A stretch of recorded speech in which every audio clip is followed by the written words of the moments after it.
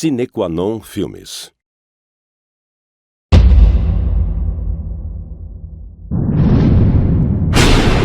LCR Imagem Produções.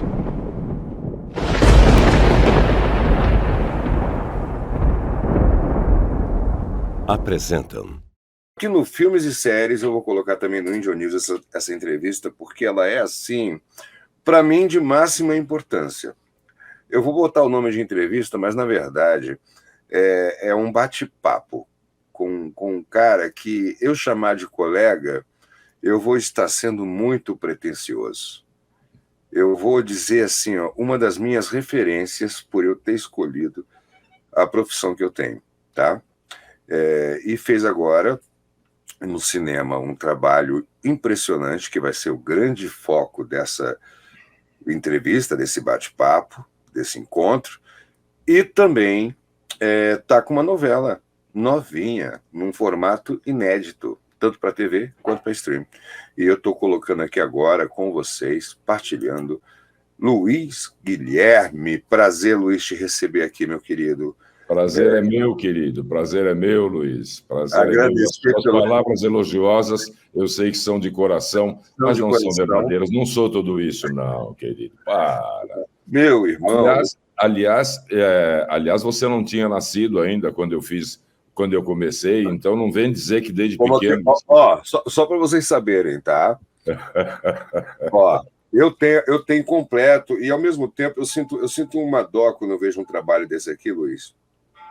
Não por você, porque você está aí com a tua trajetória, está no dia a dia, né, fazendo um trabalho com excelência, e você também fez a participação do Rei da TV, que você faz o Lombardi, e eu quero falar também sobre isso, que eu fiquei impressionado com o que tu fez ali. Eu vou dizer o porquê que eu fiquei impressionado. Eu até fiz um comentário, né, contigo no WhatsApp sobre isso. Mas me dá dó como se perde a memória do nosso audiovisual. Com certeza. Uma série como Vigilante Rodoviário, cara, é uma série assim que era pra gente... todo brasileiro já ter visto, principalmente as novas gerações.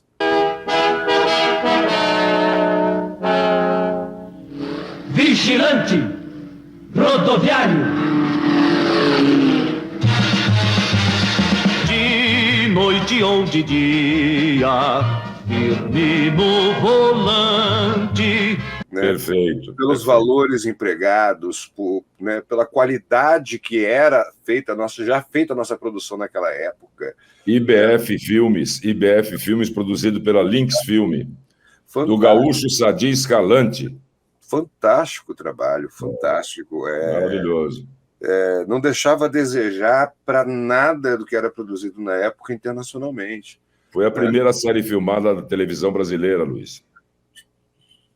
Impressionante isso. É muito doloroso quando eu vejo um material desse, quando eu vejo os filmes da Vera Cruz, quando eu vejo os filmes do Mazzaropi, quando eu vejo, né, muita coisa que a gente olha assim, da Cinédia, que eu sou. Aqui, ó, eu tenho mais de Oscarito, o Grande Otelo.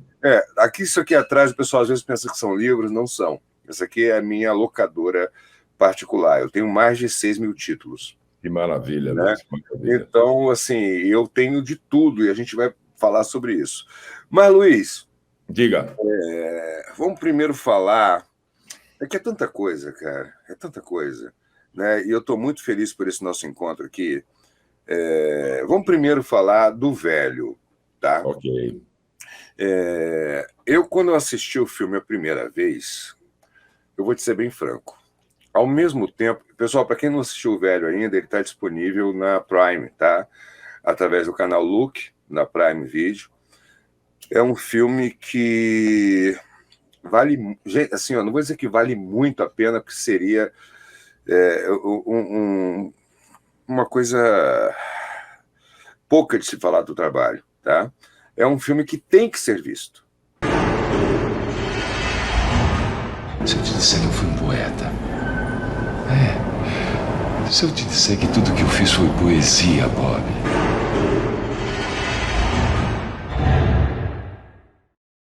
Ele tem que ser visto.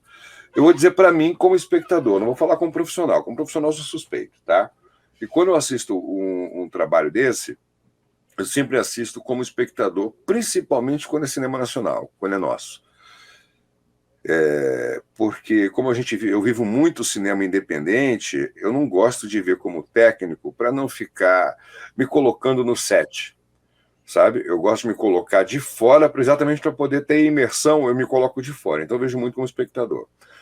Foi um filme que ele me chamou muito a atenção no princípio, porque, ao mesmo tempo que ele me causava um agrado, né, me deixava impressionado com ele, me causava também um desconforto, eu não sabia o porquê. Né? Deixar bem claro que eu não estou falando de desconforto no sentido negativo da palavra, não. Ele me causava um certo desconforto. Aí eu fui assistir a segunda vez. O senhor está sugerindo uma inquisição cultural. Uma inquisição cultural, Bob.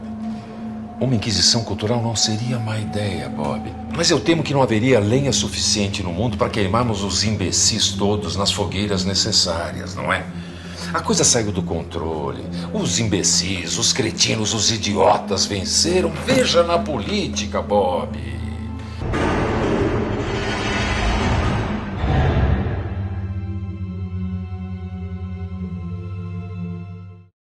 Para entender o porquê desse desconforto. Não era um desconforto estético, não era uma coisa negativa, não era um desconforto em relação a roteiro, nada disso, mas qual era o desconforto? Ao mesmo tempo que eu, como pessoa normal, tinha que ter, né, um desagrado com o vilão, ao mesmo tempo eu sentia uma empatia com o vilão. E isso que me causava esse desconforto, esse conflito, você está entendendo? Né? Ao mesmo tempo que eu, cara, putz, o cara é asqueroso, o cara é um vilão, o cara, né, é um sádico. Ao mesmo tempo gente, mas eu quero ser amigo desse cara. Você está entendendo?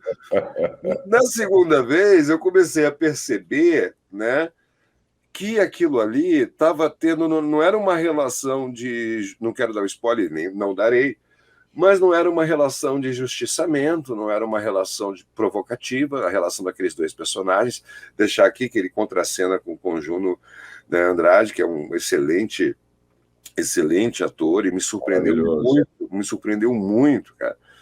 É uma pena ele não estar aqui agora batendo um papo com a gente, né? Com certeza. Mas foi fantástico o trabalho dele, né? Ele dá a tônica, vocês fazem um ping-pong ali, sabe? De matar no peito toda hora um para o outro, é uma coisa muito legal, né? Aí eu vi que o desconforto que eu tive também era em relação a um projeto que eu tinha há muito tempo. Aí que eu falei, rapaz, acabou comigo, como é que eu vou fazer meu filme, cara? Sabe? Como é que eu vou fazer meu filme? Né? Modéstia sua, né, Xará? Eu falei assim, como é que eu vou fazer meu filme, cara, agora, pô? Aí eu fiquei mal, fiquei bravo mesmo, falei, pô, mas que sacanagem isso, cara? Né? Como é que eu vou fazer agora meu filme? Porque tem pontos assim de convergência, cara, que é... Putz, cara, eu falei, que sacanagem isso. Aí tá, tudo bem. Eu vou ver mais uma. Eu já vi o Velho 5 vezes, tá? Maravilha. Aí, na terceira vez, eu entendi a carência daquele personagem. Sabe? A doçura daquele personagem.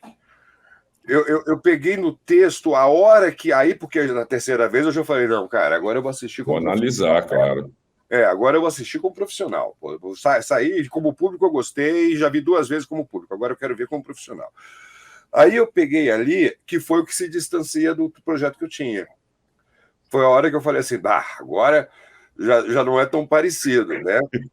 Porque o personagem da minha história, ele não tem isso, muito pelo contrário, o personagem da minha história é um cara muito... Né? E depois eu vou te mandar o roteiro. Ok. Aí eu... Cara... Que dó que eu tô desse cara, desse personagem, né? Solidão é lava que engole tudo, amargura minha sede, sorriso quente de chumbo. Aí que me abriu um questionamento, e é óbvio que esse questionamento sempre vai existir, e você pode até respondê-lo, mas não quer dizer que que a resposta seja real, porque o personagem é o personagem, por mais que a gente tenha na cabeça da gente o que ele é, eu chego a duvidar se realmente ele fez aquilo, ou se ele disse que fez aquilo para poder ter aquela companhia. Você está entendendo? É isso aí. Foi na hora que eu falei assim, cara, que coisa impressionante. Aí eu me apaixonei de vez, sabe? Aí eu falei assim, que a gente eu nunca vi em todos os filmes, não digo só nossos, né? Mas nessas propostas, que tem um filme que até hoje me persegue, que é do Tornatório, que é Uma Simples Formalidade, que é o Gerard Depardieu com Roman Polanski. Sim, maravilhoso. Aquele filme me persegue, cara. Aquele filme ele é kármico na minha vida. Toda hora que eu vou fazer alguma coisa, tem a presença dele me acompanhando. No início me incomodava, hoje eu já tenho como referência, sabe? Hoje não me incomoda mais. Né? Eu sempre gosto muito dessas coisas dos dois personagens. Você lê o roteiro do Ego, você vê que eu gosto muito dessa relação de dois personagens, né? E é uma das coisas que Uma Simples Formalidade me persegue. Mas em todos os filmes que eu vi de dueto, eu nunca tinha visto um personagem com o apelo do velho. Sei. E da onde... Agora que vem a pergunta que eu quero te fazer, porque agora eu estou falando sozinho. Eu quero que você me diga da onde veio isso, como é que surgiu esse personagem, como é que ele brotou, como é que foi essa situação, porque eu sei que era uma peça que você já fazia, né? Que o Daniel me contou. Como é que surgiu? Como é que você compôs? Da onde é que veio a alma desse cara? Entende? A alma dele começou no teatro, como você falou, o espetáculo, quando o Márcio Alemão coloca, que eu falei, Márcio, como é que você começou a escrever esse roteiro? E ele falou, foi numa reunião de condomínio. Eu falei, como assim, velho? Enlouqueceu? Ele falou, não, eu fui numa reunião de condomínio, eu tinha uma coisa que me incomodava tremendamente no condomínio, e eu levei isso a uma assembleia de condomínio. E eu me senti perdido porque ninguém entendeu o que eu falei. Ninguém entendeu o que eu queria. E eu fui execrado pela assembleia inteira, pelo que eu propus. E não era nada demais, se você quer saber, assim... Era um prédio, eu morava, o Márcio Alemão dizendo, eu morava num prédio com aquela, como é que chama? 2 portas na garagem, na entrada da garagem. E eu sempre propus que a porta de baixo, a porta da entrada na garagem, fosse aberta pelos condôminos. Por quê? Porque eu sempre ficava ali esperando que o porteiro visse que eu estava ali embaixo, e demorava para abrir a porta, eu chegava a buzinar a maioria das vezes para que ele abrisse. E eu propus simplesmente que o condômino abrisse a porta de baixo da garagem e o porteiro, que tem a vista da rua, abrisse a porta de fora. Sim. E o conselho e o síndico disseram, não, isto está aqui há muito tempo. É desse jeito há muito tempo, ninguém nunca reclamou. Só você está reclamando. Isso é uma medida de segurança. Eu digo, não, segurança é a porta da frente, a porta de trás é quando você fica enclausurado e o bandido não pode entrar, nem pode sair, mas só que você está lá dentro. Então tem que abrir uma porta para você sair, se acontecer alguma coisa. A porta de baixo sou eu que abro, está fechada da frente. E aí eu comecei a pensar que eu gostaria de matar o conselho e o condomínio. Olha que coisa maravilhosa. Barato, cara. Coisa maravilhosa. E todos nós que moramos em prédios já passamos por isso, né? Sim. Já passamos por isso. Né? Problemas da convivência, né? Dessa coisa específica e, digamos, tola, né, de ser aceita pelo conselho de condomínio, nasceu o matador. Nasceu o cara que se incomodava por pessoas inúteis. Então a razão dele era humana. Era a razão assim, eu moro aqui, eu tenho o direito de pedir uma coisa para vocês e vocês não estão fazendo. Vocês não estão sabendo conviver. Vocês não estão sabendo da importância das pessoas que moram à sua volta.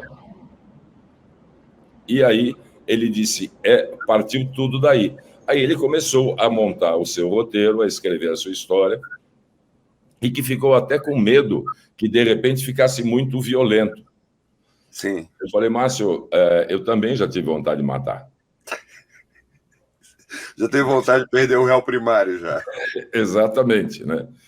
Então, foi daí que nasceu a humanidade desse personagem, porque eu trouxe a vida, tentei trazer a vida dele, da solidão dele, do não escutar, de ninguém concordar com o que ele estava propondo. Claro que tem uma prepotência nisso, né? Como Sim, se eu estivesse certo o tempo inteiro, o velho estivesse certo o tempo inteiro. Sem o contraditório. Né? Então, é um paradoxo isso, porque assim, ele nunca tinha pensado em matar.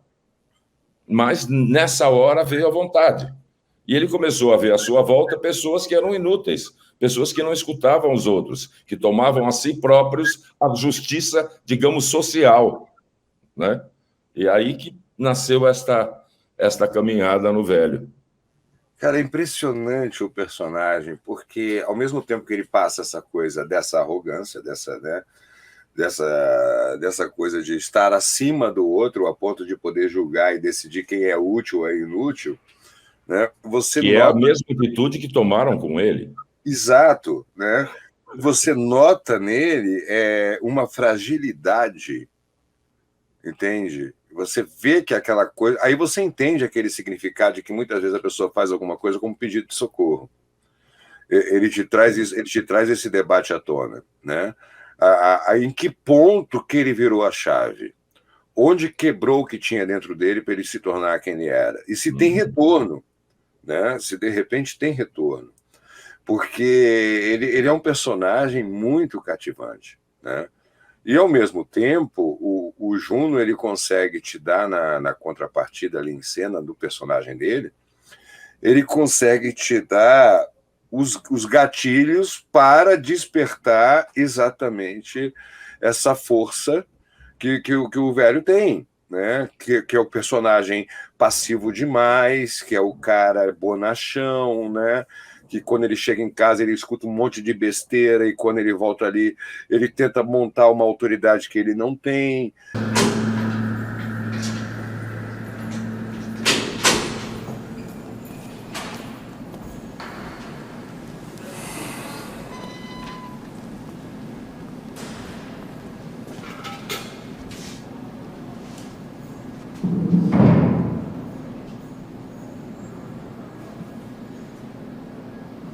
Posso sentar?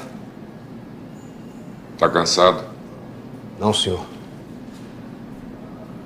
Mesmo assim, você quer sentar? Gostaria.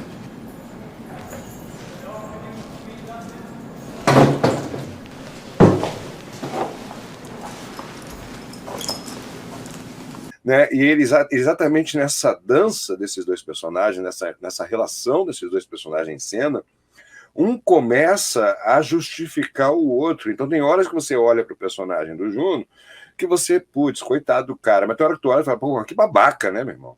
Exatamente. Pelo amor de Deus, sabe? E você fica nesse dueto, que é uma coisa impressionante, cara. Eu falei assim, meu Deus do céu.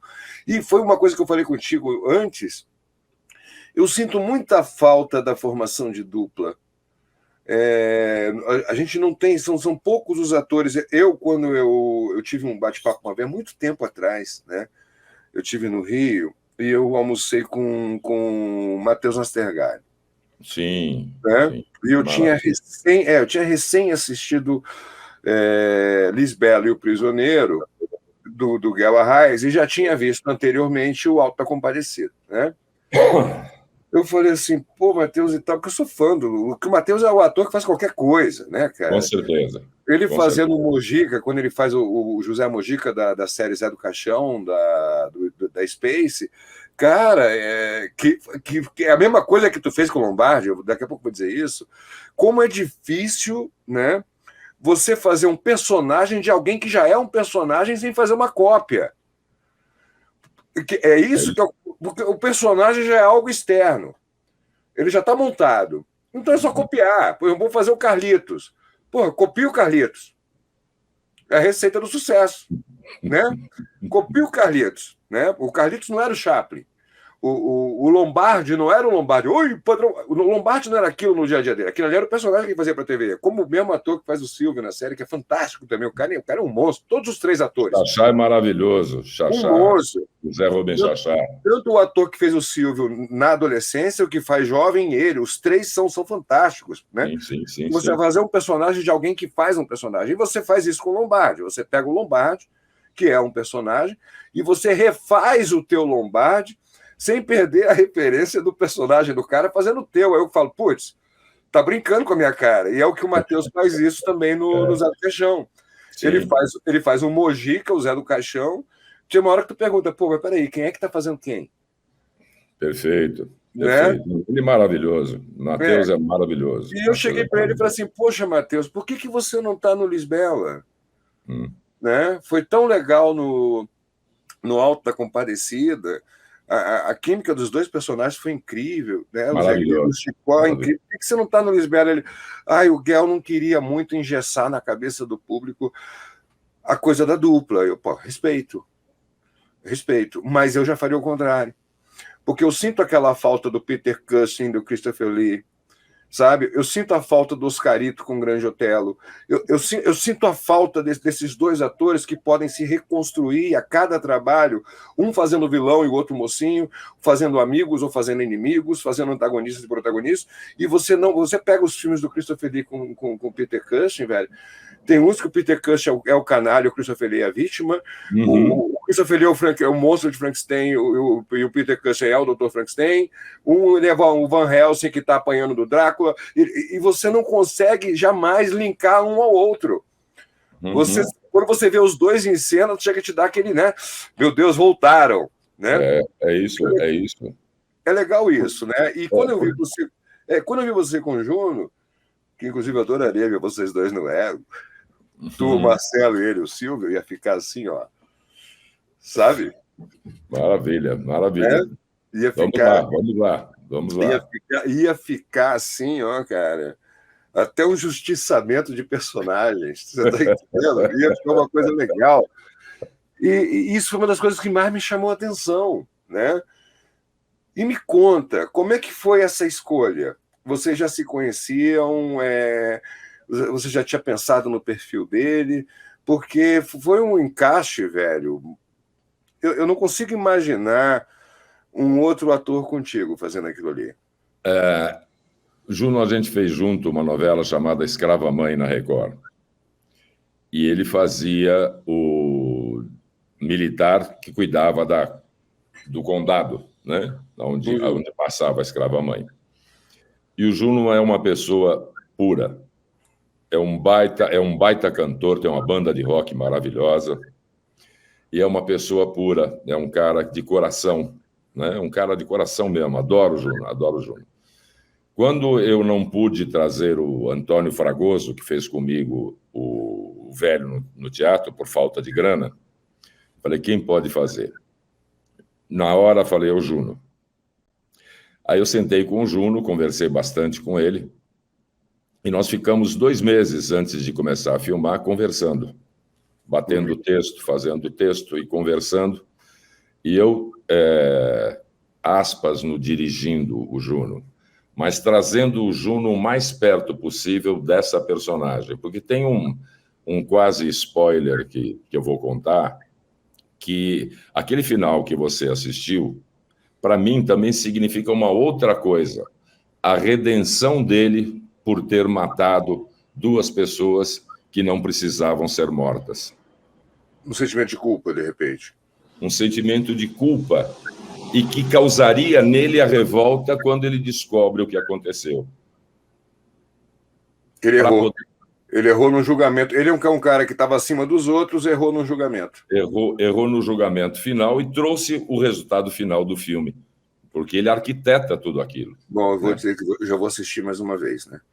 Ele arquiteta tudo aquilo, né? A hora que ele fala a motivação de ser um jornalista, de um editor de um jornal de bairro, nenhuma major media, nada de televisão, de jornal, mas sim um editor de um jornal de bairro para fazer a primeira entrevista que o velho dá depois de 10 anos preso. Onde ele foi achar esse cara? Por que é que ele trouxe esse cara? Por que é que aconteceu isso? Ele escolheu. Por que é que ele conduz para aquele final? E nessa conversa de 2 meses e meio de conversa entre nós, antes de começar a filmar, que conseguiu dinheiro para filmar, que é sempre o nosso grande problema, né? Essa batalha, né, insana, e você deve ter percebido que agora nos últimos filmes, de 2 anos para cá, desde a pandemia, a maioria dos filmes americanos são produzidos pelos próprios atores. Os Sim. produtores executivos são eles que puseram o dinheiro para fazer. Que eu acho que eu acho o melhor caminho. Como você põe o seu dinheiro para fazer os seus filmes e nós também pusemos para fazer o nosso filme. Exato. E essa coisa do Juno, dessa pureza de alma do Juno, um grande cara, é que me fez procurá-lo para fazer. E ele topou. Nós ficamos fazendo reuniões, Zoom, claro, né, online, entre o Daniel Talento, o diretor que fez aquela fotografia maravilhosa do filme. Fantástico. O Recorte de Luz, incrível. O Daniel em Salvador, ele no Rio e eu aqui em São Paulo, os três. Algumas vezes com o Daniel, mas muitas vezes nós dois sozinhos trocando essa bola. Por isso que eu escolhi o Juno para fazer. Não, um filme incrível, cara. Agora tu falou do Daniel, né? Eu conversei com o Daniel e um cara também assim que é impressionante, né? O Daniel, ele é de uma simplicidade, de uma entrega, de uma humildade que a gente dificilmente encontra nos nossos técnicos, não desmerecendo, mas é uma coisa não, sim, mas verdade. O próprio meio, não desmerecendo os outros técnicos, mas o próprio meio muitas vezes impõe que o cara tem uma certa, né, um certo distanciamento, uma certa dureza, e ele é tão humano, ele é um cara tão simples, tão acessível, né? Exatamente. É um garoto. O Daniel, você conversa com ele, se você conversa com ele à primeira vista, você não consegue imaginar o que ele é capaz como profissional, porque ele é um garoto. Né? Ele tem a inocência de um menino conversando contigo. É cativante conversar com o Daniel. E eu conversei com o Daniel sobre isso, e ele ainda falou, pô, cara, eu sou diretor de fotografia, assim, eu me aventurei e tal, porque é o Luiz que estava ali, sabe, o texto e tal, dominava, o Juno também é um cara querido pra caramba, e o trabalho rolou. Eu falei assim, cara, em primeiro lugar, parabéns pela coragem de todo mundo, porque a gente tem que ter coragem. Sim, sim. Né? Você pode ter 20 milhões de reais para fazer um filme, igual você vai ter que ter coragem, né? Você vai estar levantando um Boeing, você tem 10 mil, você tem 20 milhões, não interessa. Num você está levantando, num você tem de moto, no outro você está levantando um Boeing. Nos dois você pode se matar ou matar alguém. Então, às vezes, quanto mais dinheiro, o estrago é maior.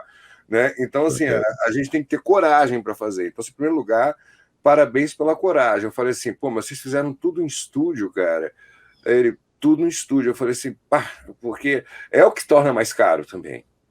Você tem a facilidade do controle de luz, você não tem aquele problema de estar perdendo luz, não tem o problema de estar passando um carro, uma moto. Às vezes eu estava gravando ali o Pacto entre Canalhas, né? E na cena mais inflamada me passa uma moto rasgando com um cano de descarga. Véio. Aí tu olha assim... E você... E sabe que a gente tem que contar, né, Luiz? A gente tem que contar com os amigos nessa hora, com todos os amigos nessa hora. Um dos grandes amigos com quem eu contei, eu não sei se eu contei para você, eu tive um estúdio de gravação de propaganda chamado Matrix durante muitos anos. Eu fui produtor, fui dono de um estúdio chamado Matrix, que fez grandes trilhas para publicidade, né? E uma das pessoas que sempre me chamou para trabalhar, para fazer as trilhas, foi Paulo Dantas, dono da Movie Art. E eu falei, bom, eu preciso de um estúdio grande para poder fazer a cela, construir as coisas. E eu falei, Paulo, eu tenho um filme. Ele falou, quantos dias você precisa? Eu falei, de uma semana. Ele falou, ok, o estúdio grande está à sua disposição. Que maravilha, que presente. Eu me arrepio inteiro. Paulo foi uma figura maravilhosa que proporcionou isso. Nós fizemos várias campanhas de Shell, junto de trilha de Shell. Então ele colocou o estúdio e a iluminação à disposição. Nós complementamos a iluminação, claro, mas foi ele que fez. Então nós fizemos o filme em uma semana, 3 dias para montar. Porque a cenografia está perfeita, o figurino está perfeito. Porque o que mais me impressiona não é o fato de ter sido feito em estúdio, é a cenografia que foi montada a cela. Do plano zenital que a gente tem no início do filme, dentro da própria cela, os planos e contraplanos. O meu rodei dentro de uma garagem. Eu tive que arrumar uma garagem aqui toda de pedra, para fazer a cela do meu personagem, entendeu? Eu sou muito um diretor de locação, né? Eu sou muito um diretor de platô. Meus filmes são muito de platô, né? Mas quando eu vejo a cenografia do velho, para um filme independente, cara, eu fico impressionado, porque eu não vejo a cenografia de um filme independente, eu vejo a cenografia de uma produção mesmo, de TV, de cinema, de publicidade, daquele cenário que a gente enxerga o realismo dele, né? Tem horas que eu como técnico, olho e falo, cara, mas putz, isso não pode ser estúdio, tá muito real essa coisa ali. É verdade. Foi um cuidado do Daniel, que deu esse tom de Rembrandt, né? Aquela luz do filme, e também no cuidado com a cenografia para fazer. Foi um épico para o Daniel, para mim. Eu sou absolutamente agradecido ao Daniel Talento. Já tem no seu nome, né? Já tem no nome, né? O adjetivo. Já foi batizado assim, né? O cara já foi batizado assim. Não, e eu conversando com ele, eu falei assim, Daniel... E eu adoro também o Luiz Amorim. Luiz Amorim é um baita ator de teatro aqui. Cara, ele é tão minimalista. Você aguarda aqui.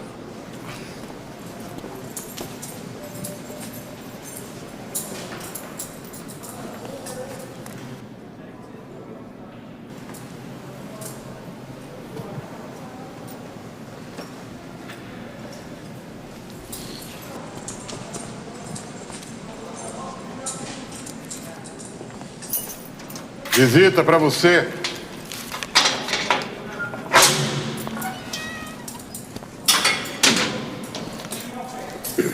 Vamos lá?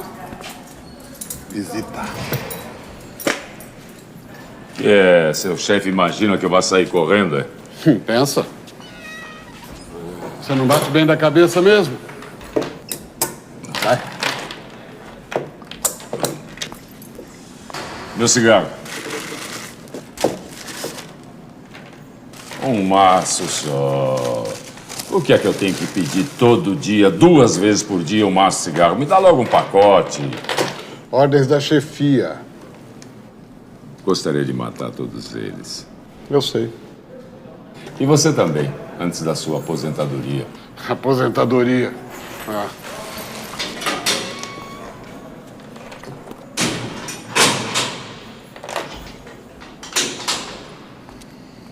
E ele consegue ser tão grande sendo minimalista. Não é impressionante aquilo, impressionante.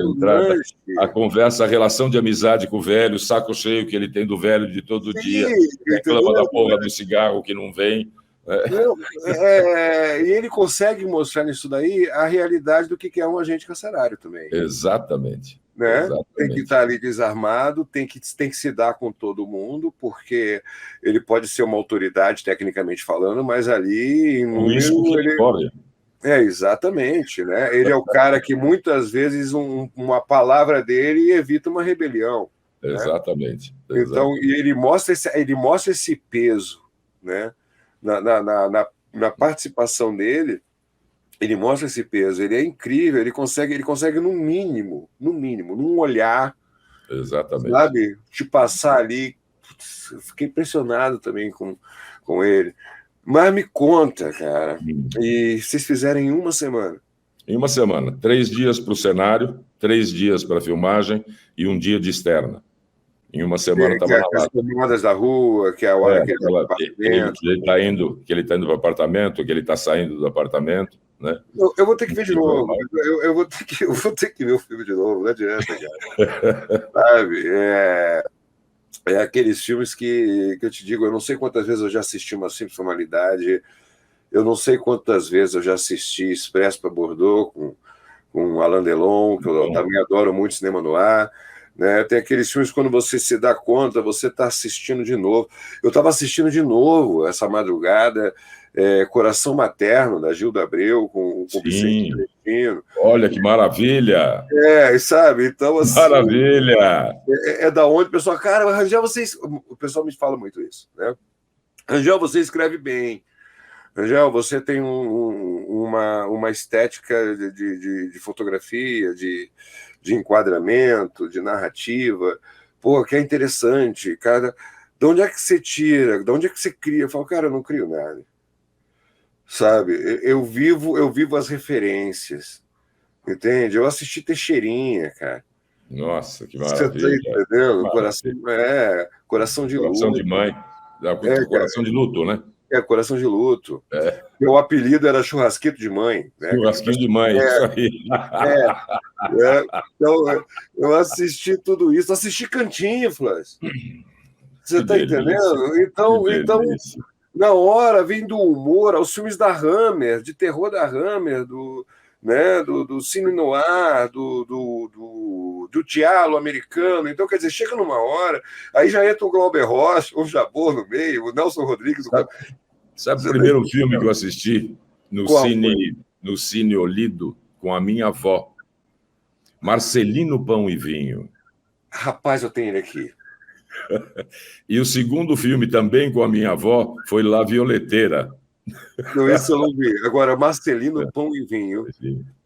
Olha, eu fiquei tão indignado com esse filme, cara. Eu olho assim no final e falo, pô, Jesus! Caramba! Marcelino Pão e Vinho já começa a trabalhar. O cinema que não se faz mais, é fantástico. Né? O filme como peça, como obra, como tudo, ele é maravilhoso, é um dos melhores do mundo. Mas quando chega no final da história, eu falo assim, porra, velho, tu podia fazer outra coisa, sabe? Podia fazer outra coisa legal, né? Legal, tudo bem, valeu, show, né? Mas eu não vou dar um spoiler, porque tem gente que infelizmente ainda não assistiu, por incrível que pareça, né? Claro. Mas eu falo assim, caramba! Jesus, por que fizeste isso? Tá entendendo?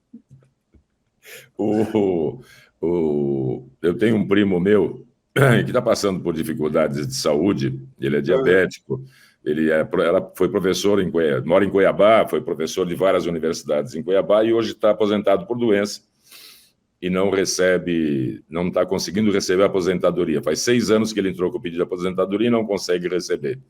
E aí ele conversando com minha mãe por telefone, minha mãe falou para ele, Luiz Afonso, não adianta só ficar rezando Ave Maria, Pai Nosso, senta e conversa com Deus, fala das suas necessidades, explica que você está precisando. Ele falou, tia, você pode esperar um instantinho? Minha mãe falou, claro, achou que ele tinha ido ao banheiro, ou sei lá, estava cozinhando alguma coisa. Ele voltou e disse, sabe que eu já fui lá conversar com Deus, conversar com Jesus. Ela falou, Luiz Afonso, que bom. E o que você falou? Falei, cara, qual é? Eu rezo, eu faço as minhas coisas, eu sou honesto. Porra, olha para mim, faz alguma coisa para mim, bicho. Estou precisando só da minha aposentadoria. Estou passando necessidade, Deus. Qual é a sua, pô? O que é que você está pensando da vida? É bem por aí, cara. É bem por aí. E foi aonde me baseei, né? Quando eu fiz agora o Pacto Entre Canalhas, porque a pegada é nesse caminho aí, né? Uhum. É uma pegada do questionamento, né? Eu não quero dar o spoiler, né? Eu vou te mandar o roteiro, porque para mim é muito importante a tua opinião sobre ele, né? Mas eu adorei o Eco já, viu, querido? O ego, vamos conversar sobre isso, vamos conversar sobre isso, vamos conversar. Lá. Porque você viu que é um filme muito simples, tecnicamente falando, né? Eu fiz muito assim, pensando nas dificuldades de produção. Então, é um filme que tem basicamente 2, 3 locações só, né? Exatamente para a gente não ter aquela coisa de... Ele é um filme simples tecnicamente no fazer, o que é complicado nele é exatamente a composição dos personagens, da situação, do clima que tem que ser dado, aquela coisa toda. Mas do lado braçal da coisa, ele é muito simples, né? O custo dele é muito baixo para se fazer, principalmente se eu rodar ele aqui em Gramado, né? Pelo próprio glamour da cidade, pela própria estrutura, os parceiros que eu tenho aqui na cidade, ele se torna um filme barato de se fazer, né? O que a gente precisa ver mesmo são outras questões para viabilizar, né? E o Ego, cara, ele foi feito assim no momento que aconteceu um caso aí, que inclusive está dando uma certa relevância, que o caso está dando uma reviravolta, e foi o gatilho que me deu, Aí ali eu resolvi colocar experiências minhas, experiências de outros colegas que eu participei direto ou indiretamente, e as coisas que nós temos o conhecimento ao longo da carreira, desde que eu comecei na Martins Pena. Eu comecei na Martins Pena, no Rio de Janeiro, aos meus 16 anos de idade. Então, as coisas que você vê, que você escuta, que você sem querer está ali como testemunha ocular da história, como diria o repórteresso. Repórteresso? Entendeu? E aquelas coisas que você acaba vivendo também, né? Então, ali eu resolvi, na verdade, fazer meio que um exorcismo, né? E cai no mesmo questionamento: o Marcelo é vilão ou não é vilão? Sabe? Ele é um produto do meio daquilo ou não é um produto do meio daquilo ali, né? Até que ponto ele mereceria esse tipo de justiça que vai se passar? Há uma proporcionalidade nisso para essa punição, né? Enfim, e a fogueira das vaidades que a gente tem, né? A coisa mais difícil. Você olha o artista, assim, no geral, né?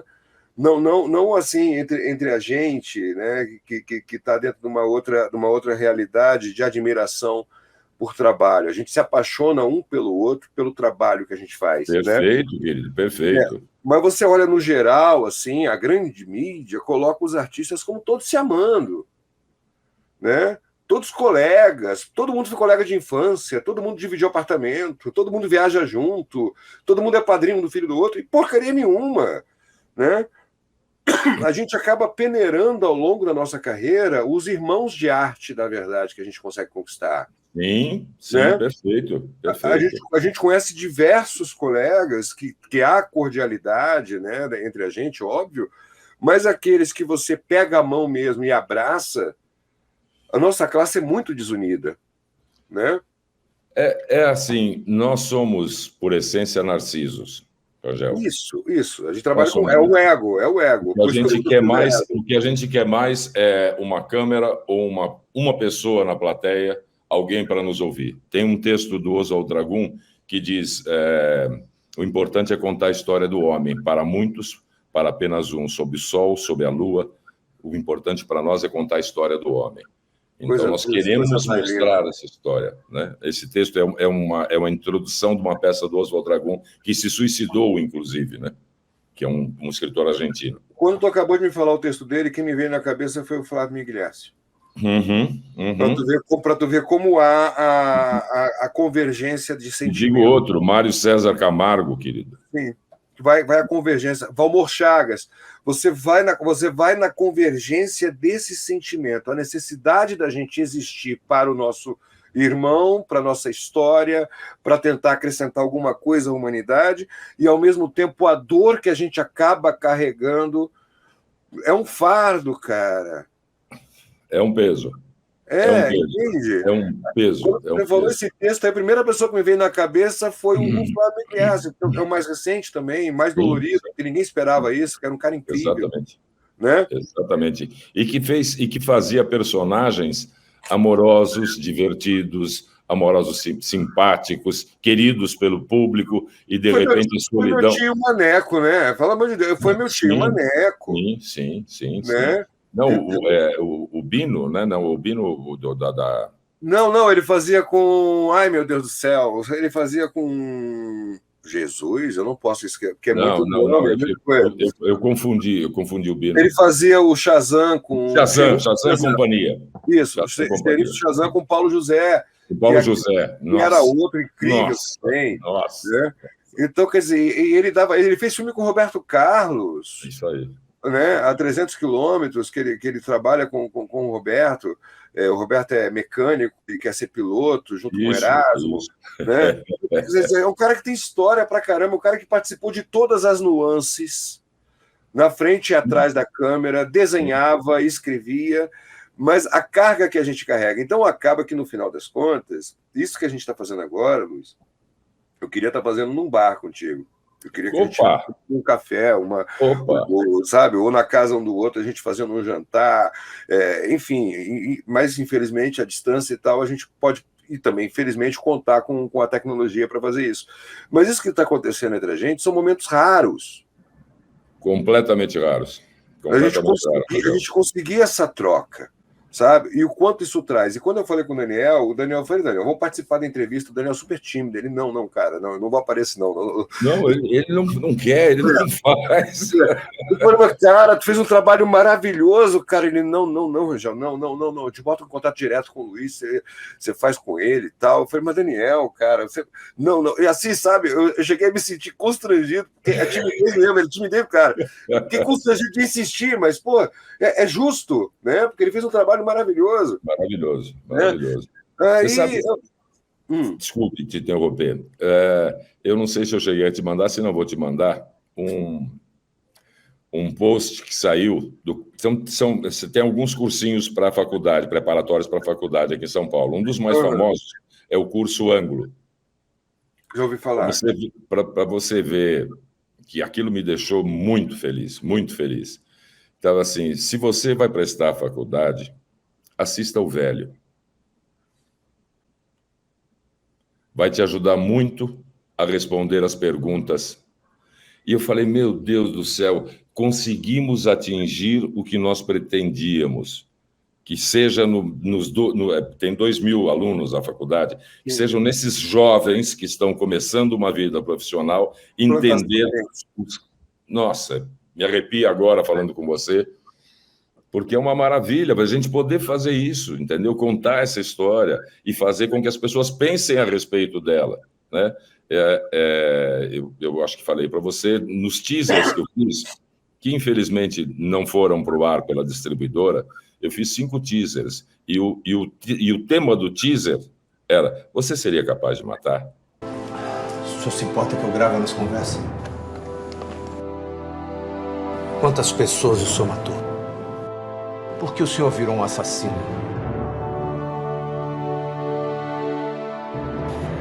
Na sua ficha consta que o senhor matou 45 pessoas, é isso mesmo? Porque o questionamento que ele produz, esse filme, como você falou no começo, é absolutamente verdadeiro.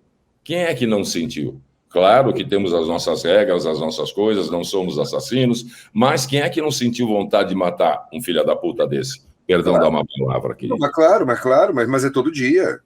É todo dia. Você se condiciona, e graças a Deus a gente se condiciona. Graças a Deus nós temos nossos freios morais. Tem gente que não tem, né? E tem mostrado nos últimos anos aí que tem gente que não tem nenhum. E que a gente consegue exorcizar fazendo os filmes que fazemos. Exatamente, que vai ao encontro do que falou o Mojica uma vez, né? Que o Mojica ele era muito atacado, né? Quanto mais ele crescia, mais atacado ele era, e o pessoal chamava ele de demente, de anormal, de não sei o quê. E eu tenho esse trecho que quem dirigiu na época o documentário foi o Ivan Cardoso. Ivan Cardoso. Morava ao lado dele no Rio de Janeiro, a figuraça. Sou muito fã do Ivan, cara. O Ivan, Sete Vampiras. Sete Vampiras, exatamente. Os filmes do Ivan, Escorpião Escarlate. Eu vi tudo do Ivan. No Léo Maia, não era? Escorpião Escarlate. No Léo Maia, que ele faz o Anjo, que é o detetive. Né? O Carlo Mossi, que é meu pai cinematográfico. Sim, que maravilha. Trabalhei com ele, que maravilha. Ontem mesmo eu falei com o Mossi fez agora ele fez o ódio, né? Que o ódio é dele, o original, e ele me autorizou a fazer o remake, que eu sou apaixonado pelo ódio, então eu fiz o remake do ódio. Ele trabalhou no ódio como ator, e agora, em agosto do ano passado, ele veio para cá. Eu fiz um documentário com o Mossi sobre a carreira dele, que a gente está em fase de edição agora, que se chama Escritório Etílico, que é uma piada interna nossa, né? Que sempre que eu vou rir, o Mossi, Rangel, meu querido, vamos ao nosso escritório etílico. Aí a gente estava ali nos bares de Copacabana, tomando chopp, né? Ele sempre com uísque e uma água mineral, e eu tomando chopp, e a gente conversando sobre as coisas, sobre as histórias, sobre o passado, sobre o presente, sobre o que a gente ainda quer para o futuro. Aí o Mossi veio para cá em agosto, durante o Festival de Cinema de Gramado. A gente rodou o Escritório Etílico e um spin-off do ódio, né? Que teve muita cena que eu não usei, que eu falei assim, Mossi, eu não vou jogar isso fora não, vamos fazer outro filme. Aí o personagem que ele fez no ódio volta 10 anos depois. Ai, que maravilha! Sabe? E a gente monta, né, uma outra história, né? Com outros trabalhos que ele fez também, né? Como Sequestro, que é sobre o menino Carlinhos, é um filme que ele fala sobre o menino Carlinhos, né? Outros filmes que ele trabalhou como policial, enfim, que ele fez personagem policial, né? porque no áudio ele faz um delegado. Aí a gente montou, a história ficou bem legal. E eu estava conversando exatamente com o Mossi ontem também sobre essa coisa de, né, de como é difícil a gente plantar alguma coisa, né, cara? E me conta, como é que foi a questão de distribuição? Tu distribuiu pela mesma distribuidora que eu tô com os meus 2 filmes, pela Encripta. Como é que foi, assim? Como é que você conseguiu fazer o recurso para produzir o filme? Então, eu fiz um filme chamado Atração de Risco, com Renato Siqueira. Pediu para fazer uma participação no filme e tal, e eu falei, como é que você vai distribuir? Não, é Encripta e tal. Eu falei, você me dá o contato? Ele me passou o contato, e eu fui a uma reunião com as pessoas responsáveis pelo conteúdo, essa coisa toda, e aí disseram, Luiz, não sei se é um filme para nós e tal, não sei o quê, agradeço muito você ter tentado. Eu falei, ok, tá tudo certo. Distribuidores sendo distribuidores, faz parte. Saí da sala e encontrei o Marcelo, que é o presidente da Encripta. Ele falou, Luiz, que prazer ter você aqui. Eu falei, Marcelo, poxa, que pena que a gente não vai trabalhar junto. Ele falou, porque o tipo de filme que nós estamos querendo e tal, não sei, blá, blá, blá. Depois de uns 10 minutos que ele falou, eu falei, é exatamente esse filme que você tem na mão. Que show, cara. Ele falou, como assim? Eu falei, é exatamente o filme que você tem na mão. Ele falou, tá bom, vou pensar, a gente fala. E aí ele entrou na coprodução com a gente e distribuiu o filme. Maravilhoso, foram excepcionais. Não, eles são. Meu contato é com a Daniele, né? Dani Lopes. Ela cara, às vezes eu não sei se ela é irmã ou se ela é mãe. Exatamente. Porque sabe, a atenção que eles têm com a gente... É maravilhosa. A Cris também, que cuida da parte do financeiro também, todo mundo ali, não tem um que você chega assim, que seja frio no tratamento, no relacionamento, não, a atenção, o cuidado, o carinho que eles têm com a gente é uma coisa que... Exatamente. Eu sou muito agradecido, todos nós somos agradecidos à Encripta, ao Marcelo, à Dani, porque, assim, é o que você falou, eles nos recebem com muito carinho e muito profissionalismo. É muito gostoso. Muito impressionante. O carinho deles, a atenção, não tem hora, não tem dia, tu manda uma mensagem e tal, eles te respondem de imediato, sabe? E eu sei também que eles tiveram coragem para caramba durante a pandemia de investir muito em coprodução também, para fazer alguns trabalhos. É o pessoal que a gente tem que tirar o chapéu. E como é que anda agora? Tu tá no SBT, né? Como é que está agora essa retomada da dramaturgia do SBT? A qualidade do material que eu vi, eu fiquei impressionado. Então, né? Eu trabalhei muito no SBT. Graças a Deus, acho que eu fiz 6 novelas no SBT. Aliás, fiz a primeira novela que eu fiz, ainda era nos estúdios da Vila Guilherme, né, com inundação e tudo. Inundava, parava a gravação, porque inundava. E era uma estética mexicana, né? É onde se baseou o Silvio para começar a fazer a dramaturgia, né? E nesse trabalho, acredito que pela Prime Video, que é a coprodutora da novela, eles tiveram um carinho excepcional. O SBT faz uma novela por ano só uma novela e reprisa as outras, fica reprisando. Então, o cuidado da arte, o cuidado da iluminação, o cuidado da cenografia. Você chegou a ver a Vila das Flores, que é uma delícia. Quem não queria morar numa vilinha daquela? Entendeu? E aí os recursos novos, né? O grafismo, as coisas todas estão acontecendo. Eles estão fazendo com um carinho excepcional. Olá, eu sou a Lu Grimaldi, interpreto Clara. Eu, Luiz Guilherme, interpreto Hélio.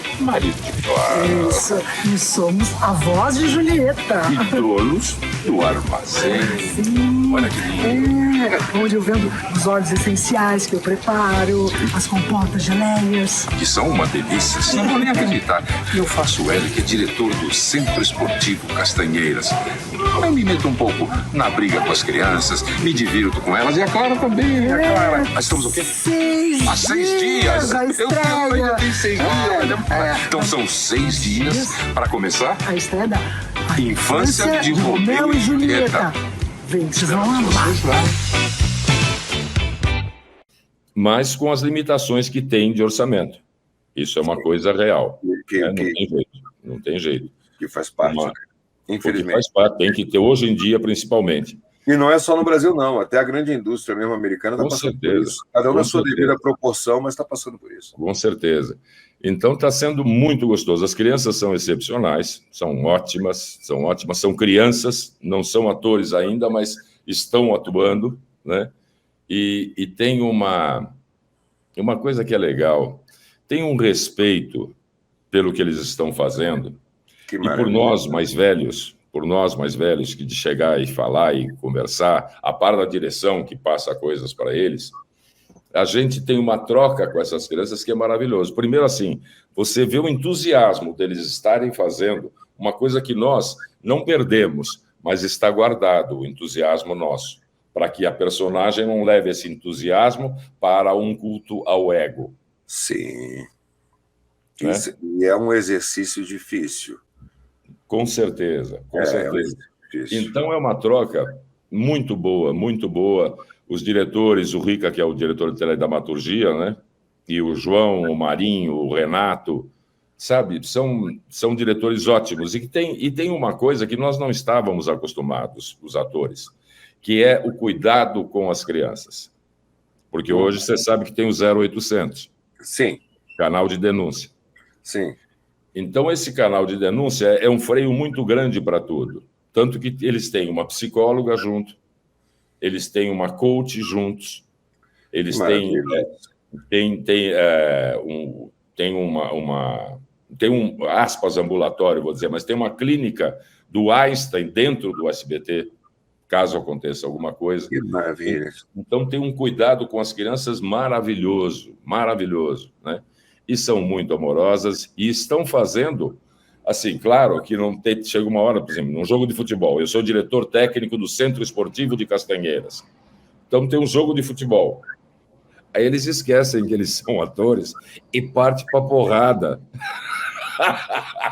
E o diretor fala, não, pelo amor de Deus, não vão se machucar, para! Na verdade, eles estão atuando. Né? Sim. Que é o verdadeiro sentir, que é o verdadeiro... Quando eu dava aula para a formação de atores, né, o pessoal chega ali e o pessoal confunde muito o que é ser ator, né? Sim. Isso é uma coisa que eu acho muito louca. Como também confunde o que é ser diretor, o que é ser produtor, né? Isso que você falou do ego, né? Por isso que o nome do longa-metragem, do roteiro que eu escrevi é Ego, né? O pessoal se perde muito, perde muito nisso, né? Sim. E eu dizia assim, cara, chegava para a moça ou para o rapaz, falava assim, você lembra quando você tinha 4, 5, 6 anos de idade, quando você brincava de boneca e você ouvia o choro da boneca e você trocava a fralda da boneca e você acreditava que a boneca estava chorando, que ela era a gente? Aí, né, eu olhava para o cara, você lembra quando você brincava com o carrinho ali no chão e você ouvia o motor do carrinho, você se via dirigindo o carrinho? Você tem que voltar a ser criança para atuar, cara. Você tem que voltar a essa naturalidade de acreditar, de se jogar. E eles já vêm prontos, né? Eles já estão prontos para isso, né, cara? Então isso aí que é legal. Né? Muito legal. E todo de novo com uma parceria com a Lu Grimaldi, que já foi minha mulher, já foi minha... vários filmes, inclusive. É maravilhosa. Você chegou a assistir um filme chamado Tormento? Não vi ainda. Do Ricardo Rama também, um filme independente. Tu sabe a dificuldade, eu vejo muita coisa nacional, eu vou atrás, eu reviro, né? Eu sou um rato de cinema, eu vou atrás da coisa, mas tu sabe a dificuldade que é um filme da gente chegar ao público. Com certeza, né? Com certeza. Porque independente do trabalho da Encripta, tem as plataformas que não têm interesse nenhum. E filtro. Não, na verdade, as plataformas têm muito interesse e acabam exatamente nos filtrando por isso, porque os caras querem lançar o trabalho próprio, né? E isso aí não é porque é cinema brasileiro, não. Eu vi uma matéria agora, tem uma série que eu assisto, eu não me lembro qual a plataforma agora, porque eu tenho assinatura de algumas plataformas, que fizeram em cima daquele filme sueco, que já foi feito o remake americano, que é o Deixa Ela Entrar. Nossa Senhora. A série é incrível, a série é muito bem maravilhosa. Feita. O ator mexicano que faz o pai da guria, ele é fantástico, né? Todo o elenco é fantástico. E eu assisti toda a primeira temporada ali, porque eu gosto de acumular. A Netflix a gente não tem esse problema porque ela lança a série inteira. Mas Sim. os outros vão largando aos pouquinhos. Às vezes atrasa uma semana, não sei o quê. Então eu espero, tá tudo ali, eu pego no final de semana e vejo inteiro. Perfeito. Eu não gosto de ficar esperando a próxima semana para o próximo, né? Não, eu gosto de ver inteiro. Eu vejo um filme, na minha cabeça eu estou vendo um filme de 12 horas. Então, Perfeito. eu assisto ele inteiro, sabe? Me programo para isso, assim. E eu tô, beleza, maravilha, seco pela segunda temporada. Né? Porque é uma delícia. Acabei de ver que eles não vão fazer a segunda temporada, porque eles só estão fazendo a sequência de série que tem no máximo 10% de visualizações da plataforma. Então, sabe, é doloroso isso, porque perde todo mundo. Com certeza. Então, a produção é dos caras, o elenco é dos caras, o investimento é deles, a estrutura, eles já têm tudo para fazer, mas não, só deu 9% de visualizações de tudo que a gente fez, então essa daí a gente não vai seguir. É isso. É isso. Você assistiu Yellowstone? Não, eu comecei a ver, né, com Kevin Costner, inclusive fizeram agora a parte, né, que é 1883. Eu comecei a assistir, como eu vi que eu comecei a gostar muito e estava nesse pinga-pinga de episódio, eu dei uma travada, né? Acabei assistindo aquela do Stallone, o rei de Tulsa. Maravilhoso, o rei de Tulsa. O rei de Tulsa, divertidíssimo. Tá incrível, ele tá incrível, cara. Pelos 76 anos de idade, o cara tá com toda a vitalidade. Ele maravilhoso. Fantástico, né? Porque no final também eu falei, porra, que sacanagem, cara. Sabe? Também tô seco pela segunda temporada. Exatamente. Né? Assisti e acabei não vendo Yellowstone, e aí eu já fui engatando em outras que já estão prontas, né? Sim. Mas ela está na minha lista para ser vista, né? Essa coisa do streaming é maravilhosa, né? Porque você vê outros atores fazendo outras coisas, grandes atores e roteiristas maravilhosos também. E uma coisa que mais me agrada, Luiz, assim, você é um ator conhecido, né? Você é uma voz que todo mundo conhece, você tem uma impressão que todo mundo conhece, né? É óbvio que se a gente vier a trabalhar juntos, é exatamente pela qualidade artística, né, por todo, usar a palavra da moda, por todo o arcabouço né, que você possui. Né? Então, assim, eu não dirijo o Mossi. Eu aprendo com o Mossi há mais de 20 anos. Eu sou amigo do Mossi há quase 30 anos. Que lindo, Então, há mais de 20 anos, eu estou tomando um café com o Mossi, eu estou aprendendo. Cara, deixa eu aprender. Sabe? Esse cara pisou onde eu ainda não pisei. Esse cara, deixa eu aprender. Né? Se você vier trabalhar comigo, Rangel, o que você quer? Eu posso te dizer, eu penso o personagem assim e tal. Cara, mas me apresenta o que tu tem, sabe? Deixa eu aprender contigo. Não tem isso, não. Tem uma troca muito grande, querido. Não, claro, mas eu fico ali naquela só de fazer a baliza. Você está me entendendo? Quando eu dirigi a Lady Francisco, no Ódio, que a Lady Francisco ela trabalha, foi o último trabalho dela em cinema, foi comigo. Cara, sabe, deixa eu te assistir. Você está entendendo? Eu te disse o que eu penso, o que eu acho, né? Pô, cara, mas a carga que você tem, né, que você carrega com a experiência de vários personagens da própria vivência, cara, deixa eu te assistir. Eu quero ter o prazer também de te ver como público. Você está me entendendo? Eu estou ali fazendo a baliza, estou ali dando o limite de espaço, estou dando, né, como está funcionando, se funcionou como eu esperava, mas, na verdade, eu quero te assistir. Mas tudo bem, você é um ator conhecido. Mas tem muitos atores que precisam se tornar conhecidos. Então, quando eu vejo uma série, né, muitas vezes quando você vai apresentar um projeto, quem é que está no elenco? É a primeira pergunta. A empresa que vai te apoiar, ou vai te dar algum patrocínio, ou até mesmo outros atores que vão entrar, a primeira pergunta é essa. Quem está no elenco? Eu entendo, respeito, né? Óbvio, você tem que saber onde é que você está pisando, onde é que você está entrando, faz parte de todo o processo. Mas, ao mesmo tempo, eu te pergunto, quando você assistiu Casa de Papel, quem é que estava no elenco? Você não sabia. Quando você assistiu o Round 6, coreano, quem é que estava no elenco?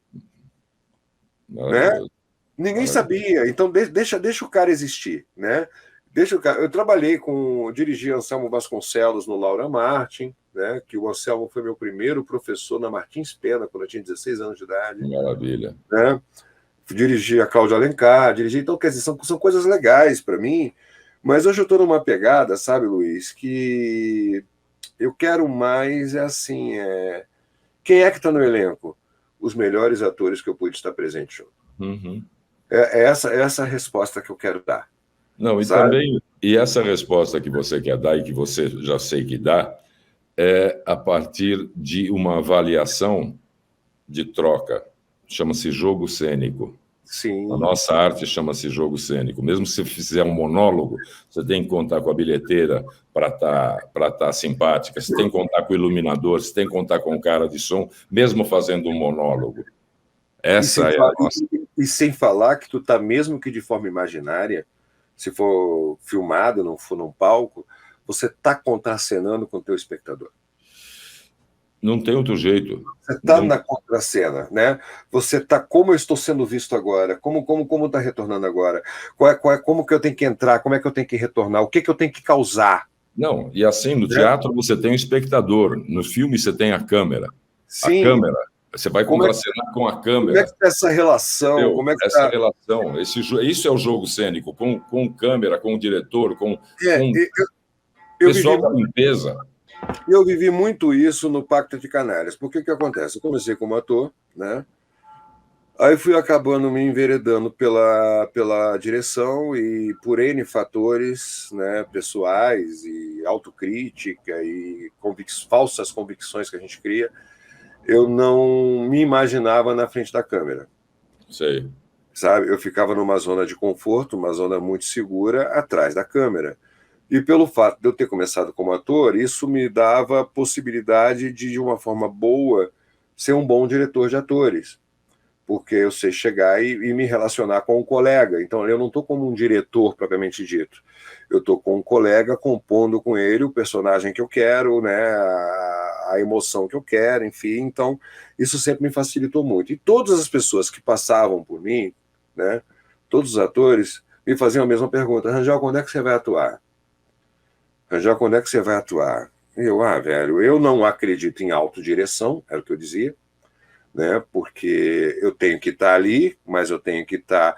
Como é que eu estou aqui, eu estou vendo, eu tenho que estar dirigindo o meu colega de contracena e, ao mesmo tempo, eu tenho que estar dirigindo pelo meu periférico o movimento da câmera, eu tenho que estar sabendo onde é que eu estou entrando na luz, eu tenho que estar não sei o quê, e eu tenho que ter o meu ego controlado para não achar que qualquer merda que eu faça esteja boa. Né? Então eu não acreditava na autodireção por causa disso. O pior de tudo, a minha autocrítica, até que ponto eu posso confiar no meu julgamento do que eu estou fazendo, né? Perfeito.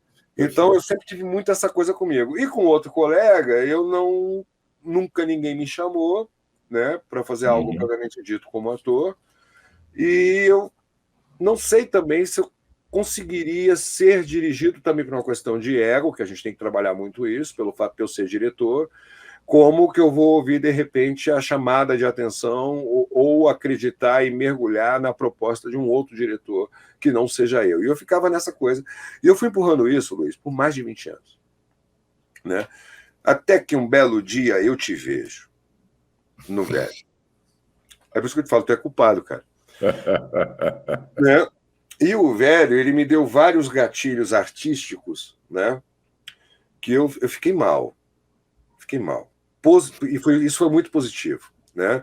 Porque eu tinha um roteiro que eu já estava trabalhando há um bom tempo e que tem muitos pontos. O meu roteiro é um presidiário com um jornalista. Sabe? Se passa quase todo dentro de uma cela. Eu falei, cara, eu não posso fazer agora, eu não vou poder fazer mais.